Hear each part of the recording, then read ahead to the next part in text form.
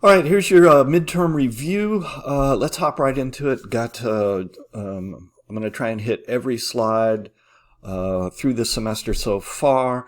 One note, I'm not going to teach to it. We've already done that in the individual modules. This is more just to jog your memory on what I was looking for. So details around the midterm. You got 38 questions instead of the normal 8. They're all worth 5 points. They're pulled from the first 8 modules. So this week's film is in, those questions are embedded in the midterm. So those would be the only new questions that you'll see. And that's why it's covered in a separate lecture. You need to watch that film, and now you'll be set to take the midterm for any of those questions. Questions are done randomly.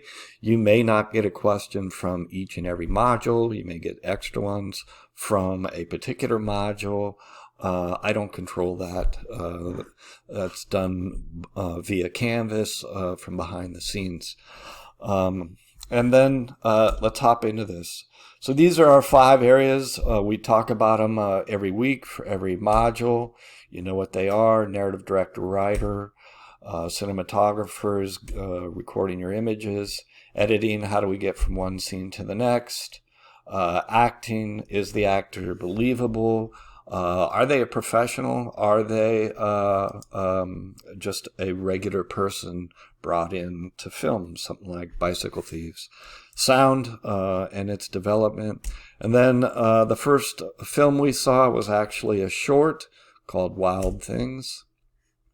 It was from Argentina. Short being compared to a feature, and length of time being the biggest attribute there. So this one happens to be under 8 minutes, but it gives us enough of a shell to go in and look at all of our 5 key elements. We left Argentina and we went to France. We looked at the film Amelie. It is a combination of all 5 elements working together. And that's why I use it, and use it so early in the semester. It does show you a story told with a chronological traditional arc. You get to look at the cinematography here. And one of the things that you're going to see throughout this whole semester, if you haven't connected with it already, is that each storyteller has their own way of filming things, and it contributes to the overall story. Certainly an example here in this personal journey that she's taking within herself to overcome some of her personal limitations. We then left there and did go chronologically back to 1948 for our first feature from this decade, and it is from Italy.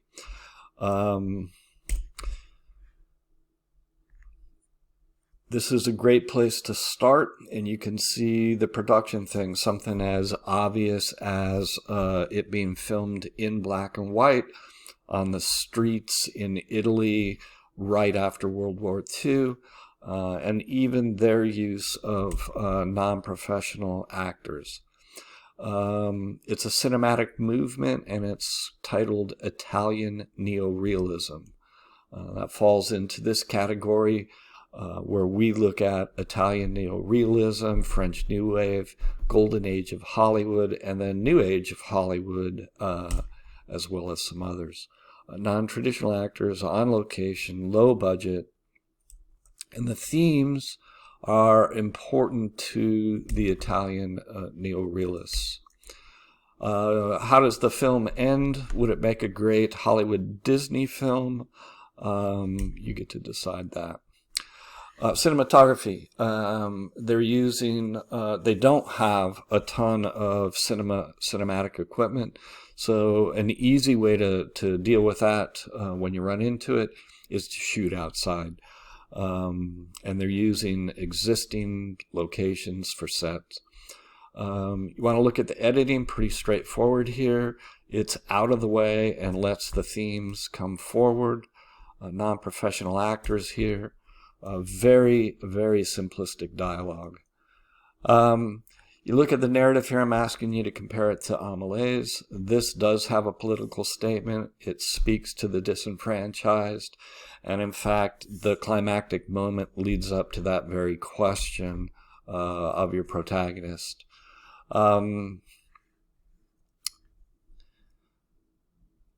It does raise the question of cinema and film, and it starts to separate certain films from straight traditional entertainment, and then we go on to explore that even in a deeper sense. We do ask the question, filmmaker artists, do they have an obligation to make a political statement, or should they just be there as a job, making money so they can live in Hollywood? One of the things about Italian neorealism is that the ideas are more important than technique. It's why they shoot on the street. It's why they shoot so quickly. It's why they use non-professional actors. They're really relying on the story and the theme to drive the experience. Then we go up to 1954. We come back to America in New York. It too has a political message, and it is representative of the golden age of Hollywood. Does too try to make a political statement. It's told in a traditional story arc. It's shot with a much, much bigger budget, a much larger crew for support, and you can see that in how the images are shot and constructed. Professional editing team. We do look at the acting here with Brando, and he's bringing what's termed method acting to the screen and does a brilliant job. We also see him next semester in another film, and you can compare the two acting performances. Soundtrack from a very popular composer from the time. A classic scene here that I asked you specifically to speak to and look at the actors' nonverbal cues to the audience. Then we move up to 1959. We're headed into the 60s. And for that, French New Wave hits the scene. The movie that we look at from that cinematic movement is 400 Blows. There's a handful of really good ones here. If you are into cinema and you respond to this at all, there's 3 or 4 just incredibly well done French New Wave films, and they become so exciting because they start to break traditional storytelling cinema grammar. The camera as the pen for the director is very important. Raising hell is what the concept 400 Blows means. Here it is in our cinematic movements. Truffaut, who's the director of this film, starts as a film critic. He writes about film. He posits certain aspects of how films should be made, and then he gets challenged to make one then. He is considered an auteur. He is controlling everything as the director. This is a French term, and we then apply it to filmmakers of their ilk from here on out. It is trying to redefine the language of film, both in how they set up their cameras, the types of movement within the frame, and how they're editing for narrative. The context video on this did a good job of showing that. They are interested in authentic stories, and they too are raising questions without answers, but they believe it's their job as filmmakers to do so. So the basic story is the boy is being forced out of childhood very soon. It's loosely based on Truffaut's life as well. Paris becomes a character in the film. And then one of the signature moments is how they actually end this film on that freeze frame shots. First time that had been done. They use jump cuts, freeze frames, and they cut to these scenes without resolution. They are trying to achieve a sense of realism with their actors, and then the sounds they use are designed to create this sense of a place in Paris. We leave Paris and we go to Japan to spend a little bit of time with one of film's great directors, Kurosawa. Japanese film, 1961. It is kind of an interesting look back on time and see what's going on in 50s into the early 60s with French New Wave, and then to see what Kurosawa is doing in Japan. It was a really exciting time for cinema as it starts to explode and expand and be lots of things that we see in all our films today. He too is an auteur. He's looking for an authentic characterization of the samurai film, not just swordplay. It's a pretty clever story. There really isn't a traditional hero that comes and saves the day. In fact, he, throughout the film, is playing one set of bad guys against the other. But we do, and these are common themes with Kurosawa, human dignity, the beauty that we find therein, and how they define freedom are very important to him. He's a master at the shot and how he uses the shot. And here's an example. At the beginning of the film, when you see the shot, it gives you a very clear hint as to what kind of town this is and what's coming up. Just touched on that.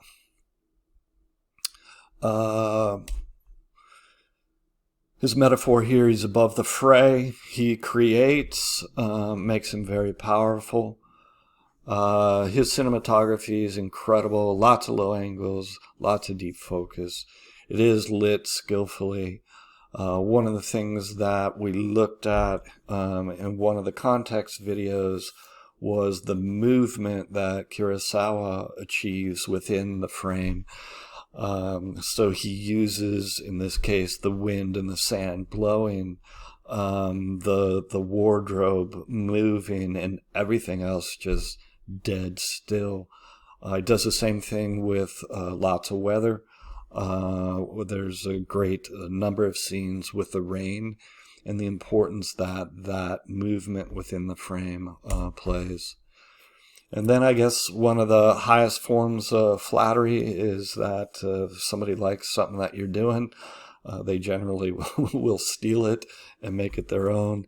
And that was the case certainly with Kurosawa. We left there. We went to Hollywood proper, To Kill a Mockingbird.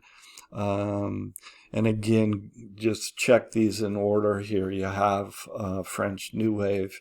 You have Kurosawa, and now you have Hollywood that's responding to that, but responding with narrative and not as progressive in things like editing and cinematography.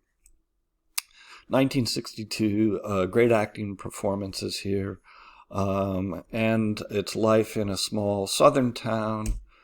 It is our representational film, the second one for the Golden Age. It comes at the close of the Golden Age. For us, it's the last one that we visit there. And Hollywood's running into a number of problems here in the 60s. Television's gotten really popular. people are being entertained without, with that medium, without having to leave the house and pay money. So that their funding source starts to drop. It also moves into the 60s time of racial unrest, political unrest, sexual revolution to some degree, and of course the war that's raging on, and then the assassination of King and Kennedy. So a pretty dynamic time. And it's interesting because the pace of this film doesn't reflect that. It does a slower job of telling the story. We'll be able to compare this film and some of its themes next semester in a very different way. All the elements here do work really well. They're controlled, very much controlled, professionally shot, acted, edited. This is the Hollywood machine from that time, working extremely well. But it also finds itself a little bit out of place when you look back at the aggressiveness of French New Wave and what they're doing with cinematography and editing. It does cover the theme of racism, and it does that from a perspective that's relatively safe, and the story is certainly controlled and told by those in power. Does have a traditional narrative arc. We do look at metaphor here. It was one of the discussion board questions. I do ask you what Boo Radley represents, what he's a metaphor for. And then that shooting of the dog. So we're demonstrating that Peck's character is capable of firearms and violence, and yet very specifically chooses not to use it as a means to an end with humans. I asked you to decode this metaphor on the jailhouse scene and look at the props he's given when he confronts the mob that he knows is coming. Sophisticated cinematography, but nothing out of the ordinary, certainly compared to Kurosawa and French New Wave. Editing, pacing, very professional. Again, steps out of the way, let the story be told. And then the same with the sounds. So we looked at storyline here, and we talked about the traditional story arc. The key things here is the intensity is the arrow on the left, and that should increase as the story is being told, with time on the bottom, this line here.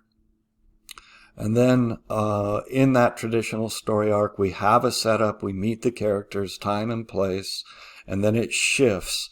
Something happens within the narrative that then creates a set of obstacles here, generally for the protagonist, that they have to see to the end.